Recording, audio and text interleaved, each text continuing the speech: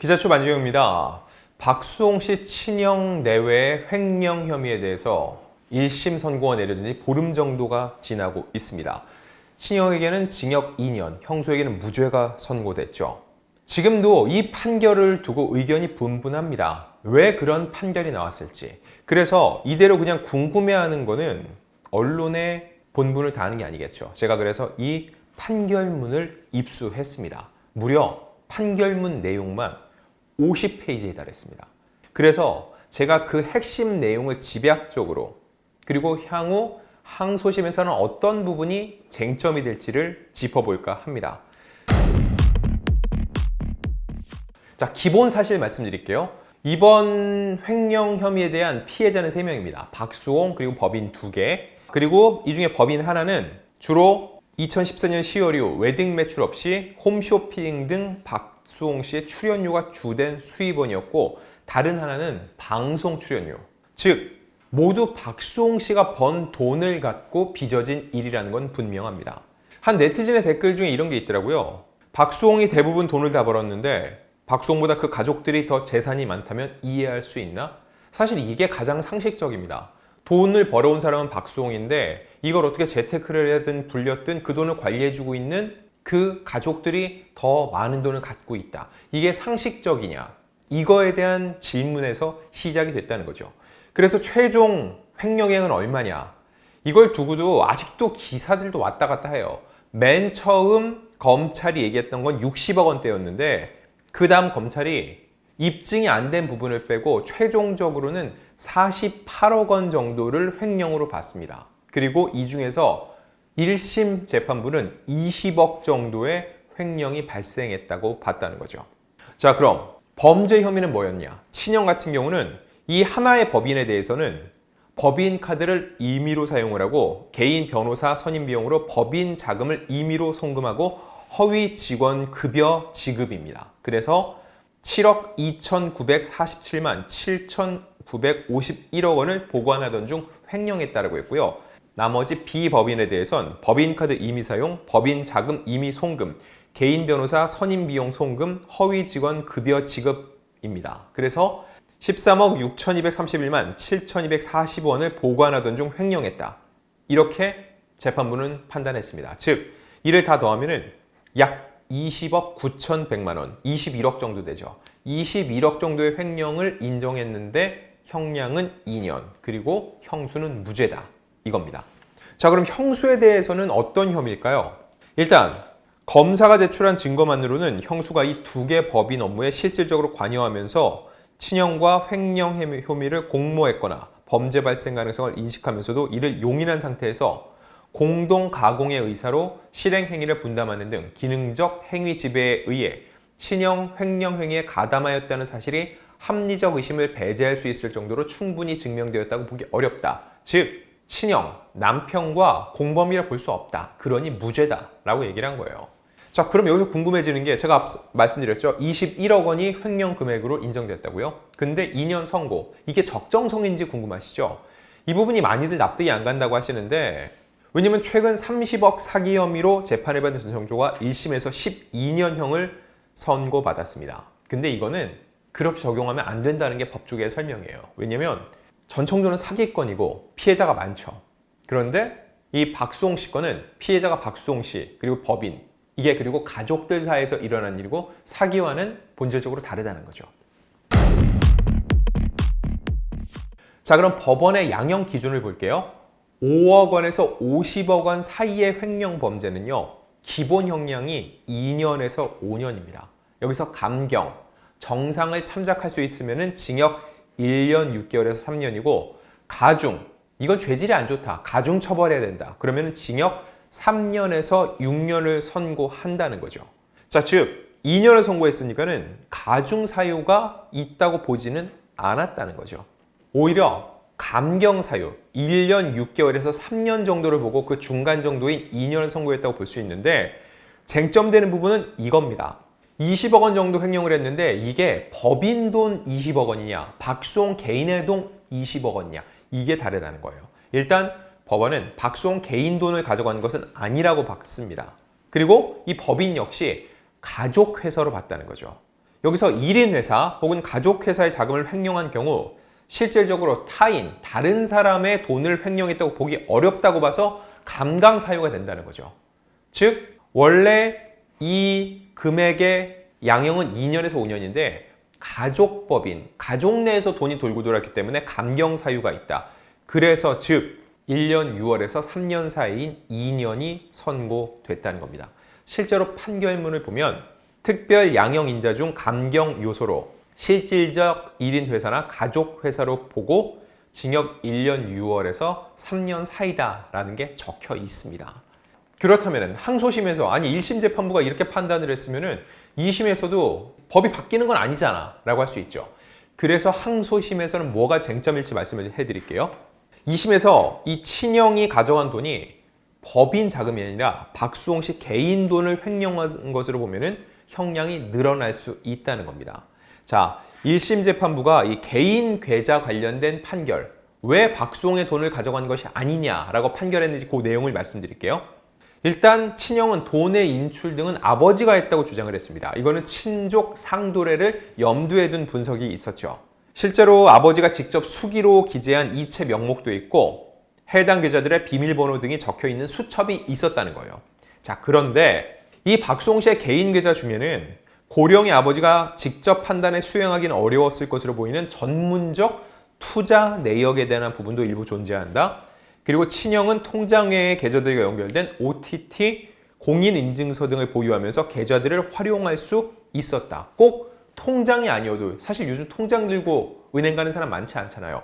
OTT나 공인인증서로 충분히 친형이 접근할 수 있었을 것이다. 이따금 아버지로부터 실물 통장을 받아간 다음 자금의 활용을 정리하거나 송금을 지시하는 등의 행동을 할 수는 있다. 그리고 또 박수홍의 통장 비밀번호가 친형 자녀의 생일과 같이 친형이 밀접하게 연관된 숫자들로 구성이 돼 있다. 박수홍 씨 통장인데 그 비밀번호가 친형 자녀의 생일과 같다는 거예요. 자, 이걸 종합하면 통장이 누구 것인지 실제 입출금한 사람이 누구인지는 무관하게 박수홍 개인 계좌들의 실질적인 관리 주체는 친형이라 볼 여지가 있다. 이게 판결문 내용이거든요. 여기까지 보면 뭐예요? 이것 봐. 이렇게 보면은 박수홍 씨 개인 통장, 개인 돈을 건드린 거 아니야 라고 볼 수 있는데 자, 뒤의 내용을 보셔야 됩니다. 이런 상황을 전제하더라도 재판부는 이렇게 보고 있습니다. 검사가 제출한 증거만으로는 이 부분 공소사실에 기재된 박수홍 개인 계좌의 거래 내역들이 박수홍으로부터 개인 재산에 관한 위탁을 받은 친형의 불법 영득 의사에 기한 횡령행에 해당한다는 점이 합리적인 의심의 여지 없이 증명된다고 보기 어렵다. 또 어려운 내용이죠. 정리해 드릴게요.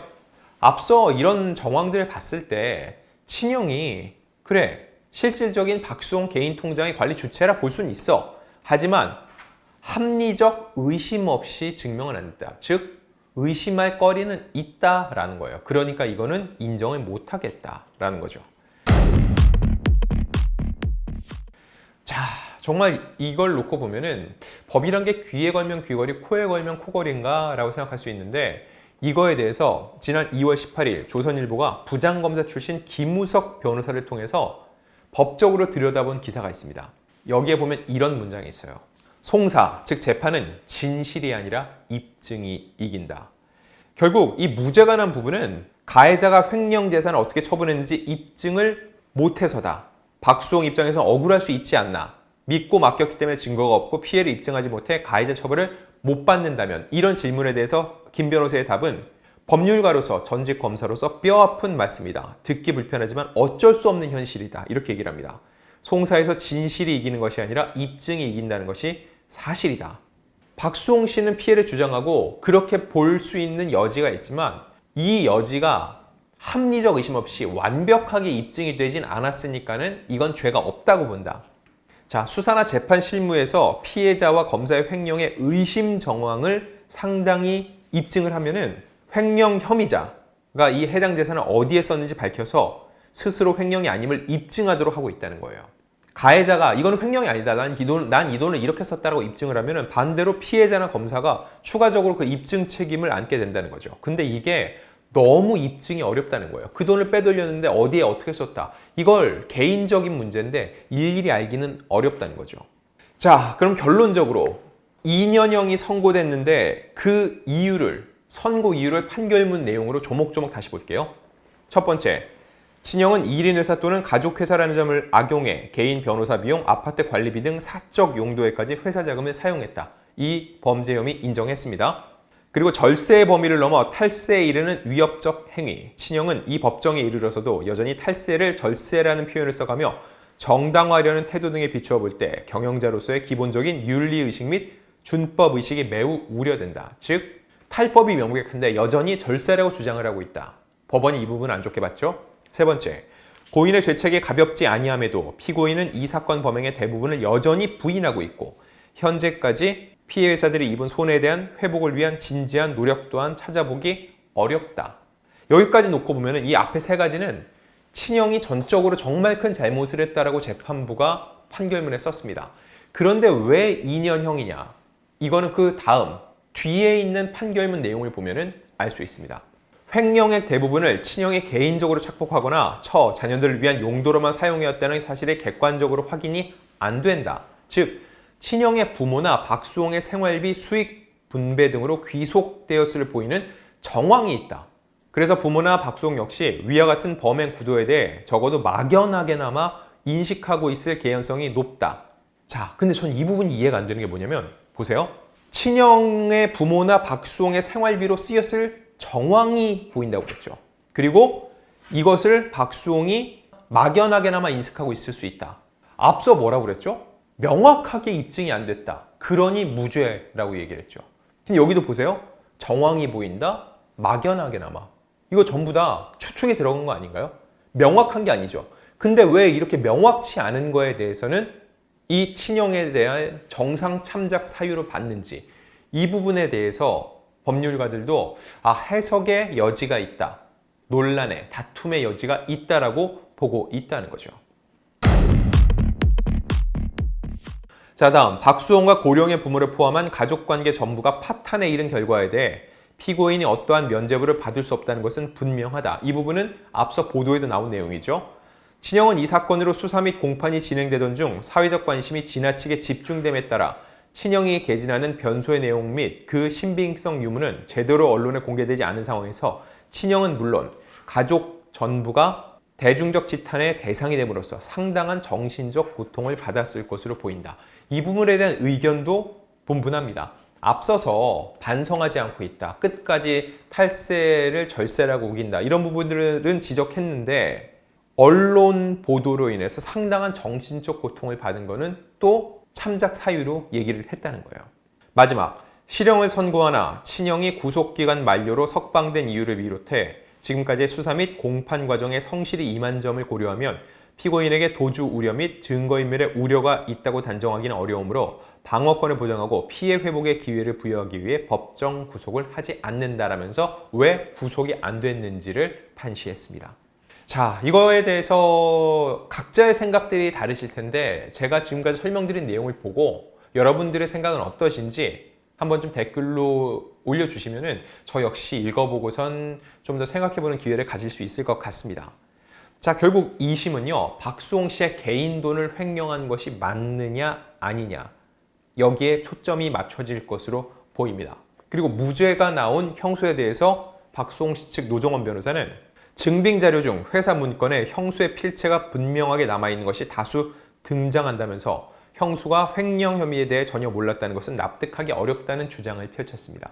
즉, 전혀 모르는데 그냥 사인해라고 해서 사인을 했다고 그럼 죄가 없는 것이냐 라고 묻는 거예요. 내가 모르고 있기 때문에 넘어갈 수 있는 부분인지 아니면은 법적으로 따져봐야 될 부분인지 이 부분도 생각을 해봐야 되는데, 일단 아직까지는 주장입니다.